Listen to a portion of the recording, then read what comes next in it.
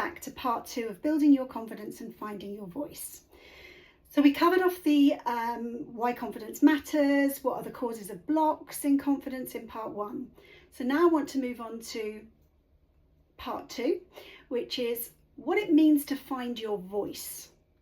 So your voice is more than the words you speak. It's your truth, your values, your boundaries, your emotional tone, and your perspective on things.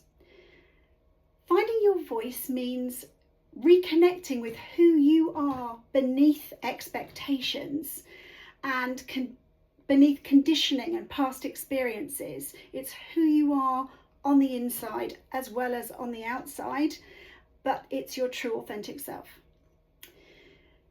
There are 3 pillars to finding your voice. The 3 pillars that will help you express yourself with confidence. Clarity, what matters to me? What do I believe? The second would be courage. Am I willing to express it? Am I brave enough to speak my truth? What's stopping me from speaking my truth? And the other thing would be consistency. Do I use my true voice regularly? The more you use it, the more comfortable you will be with it. It's almost like exercising your true voice. Keep giving it the platform, keep giving it the space to grow. Clarity will give you direction, courage gets you started, and consistency builds trust in yourself. So these are the 3 strong pillars of finding your voice. Let's look now at some practical tools to help you build your confidence. The first one would be power posture and breath work. That sounds a bit scary, but your body leads your confidence. Your grounded breath, so an open posture, a slow exhale, that can sometimes calm you and give you, if you like, the inner energy to carry on. These calm your nervous system, they help you speak from a centered place. And tell you what, let's try it. If you're able to, try it with me. So inhale for 4 seconds, or for a count of 4.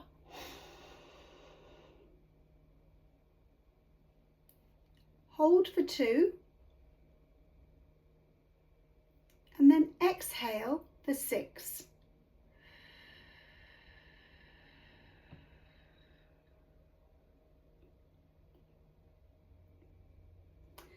Try repeating that 3 times before you want to use your voice, particularly if it's an environment that you're not comfortable with, because this will just center you. And I've spoken to you before about your posture, opening up your chest, so sitting straight or standing straight gives you more space to breathe, and it also helps your confidence. Holding up your shoulders gives a posture impression that you are comfortable and you've got this. Whereas if you're hunched over and you're shrinking, you lose the power of your voice. So open up, use your voice.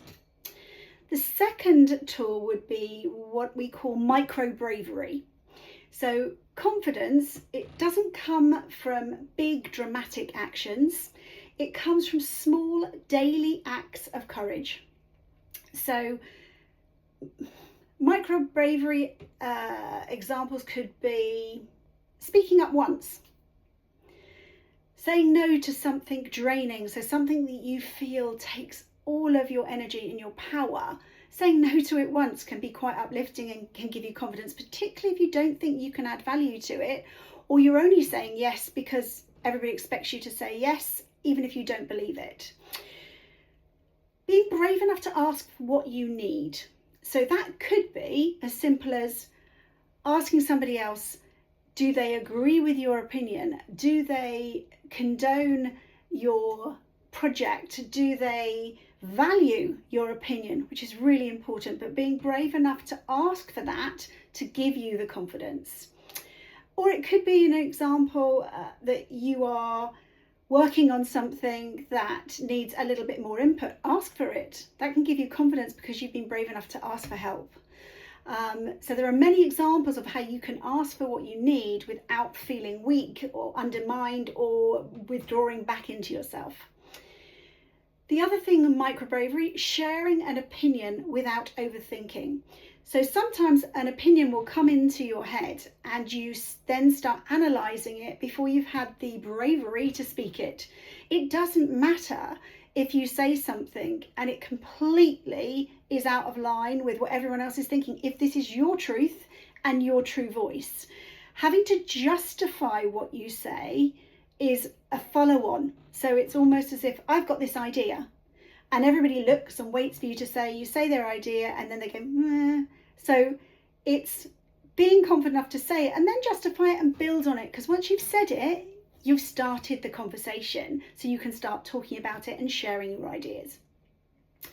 Every small action you take of this micro bravery, if you like, reassures you that you can trust yourself, that you can make those things happen. And what was the worst thing that could happen? Not everything will sit comfortably the first time, but every time you re-practice it, try again, it becomes more comfortable. The third tool, if you like, would be rewriting your inner narrative. So your inner dialogue shapes your behaviour. So if you've got all this doubt and lack of confidence, it's constantly telling you, don't do this, don't do that, you're not worth it, nobody cares. All these sort of things and voices in your head are stopping you from moving forward. So try shifting your language. This is a great habit forming behaviour. So instead of saying I can't, try saying I'm learning. So it's almost like I can't do that at the moment, but I'm learning to do that. And that's a really good analogy and a good way of working forward for that. What if I fail? Those questions, those doubts. But actually, what if I grow? What if I succeed? What if I flourish? Because I'm trying something that I didn't think I was brave enough to try. I've opened up, I've said something. And the other big one would be, I'm not good enough. Well, I'm improving every day. That's another way of doing it. I may feel like I'm not good enough today, but I'm learning. I want to grow. So I'm improving every day. So these are just simple things of rewriting the narrative of confidence and giving yourself the belief that it's okay to trust your values, trust your inner strength. Small shifts become big ones over time. So as I said, the more you practice, the more this becomes more comfortable. Another tool for finding your voice would be what we call values mapping. So this is when you know your values, your voice becomes clearer. You take the time to consider, and this is sometimes can be influenced by clearer thoughts. It can be influenced by others, and you can lose what's really important to you by doing that. So if you think your inner voice or your value mapping is influenced too strongly by somebody else's opinions or somebody else's actions, that's when you want to remap what's important to you, what matters to you. And boundary statements. So we've spoken about boundaries, but boundaries are really important to shaping you and the person you want to be. So simple phrases can be, for boundaries, can be, here's what I can do and here's what I can't. So you're giving somebody else the answer that you're not ready to move forward with that, or I need more help with that, but you're controlling the narrative. So the narrative in your head is very much, oh, I can't do that, but yes, you can, but here's what I can't do at the moment. So how am I going to move forward? The other thing would be authentic expression. So speak from a place of truth, not fear. Your voice doesn't need to be perfect. It needs to be yours. So if speaking the truth is you're being held back from speaking your truth, your values, what matters to you, you're never going to grow. You're never going to be the person you want to be. You're always going to feel like you're not being true to yourself. So the more you change that narrative, change the language, map out your values is a first step to really understand what's important. How can I use my voice in this way? So the final thing I want to talk to you about is the confidence loop. Because all of the things I've spoken about today, these are the simple things to remember. Confidence grows through a simple cycle: action, experience, evidence, belief. More action. So you go from the starting point of action and you end with another action or more action. So if you think this confidence loop is constantly going round, this is what you're working through, those stages. So your experience will grow each time. So your confidence will grow. You've got clear evidence that nothing bad happened when I shared my opinion, or actually somebody didn't agree with me, but I was okay with that. I was comfortable with that. I sat in that, my confidence space. My truth was my truth voice. You don't wait for confidence to act. You act your way into confidence. So as I said to you earlier, confidence is built. It's not, you're not born with it. So your voice is powerful and you deserve to be heard. Remember that. That's a really good mantra for yourself to have, is my voice is powerful, my voice is true, I want to be heard. These are the things that you can say to yourself when you're meditating and you're focusing and when you're setting intentions.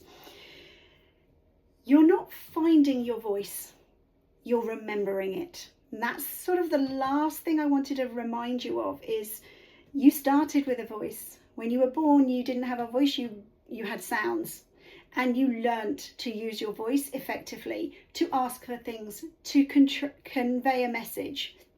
So really important to remember, learn how to use your true voice, and that your confidence is a buildable emotion.